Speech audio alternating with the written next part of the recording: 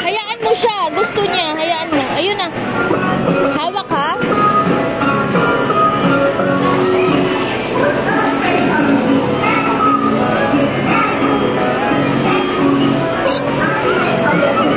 Mahulog, Chris.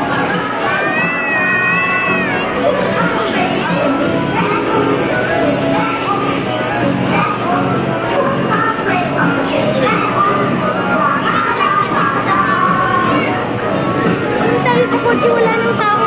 Wait lang, tapos niya.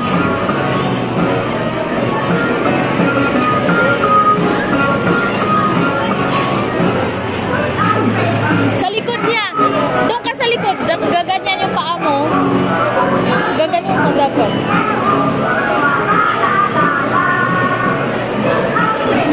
Dito. Diyan sa likod niya. Yan. Oh, stand up ka si kuya sa likod mo. Dali.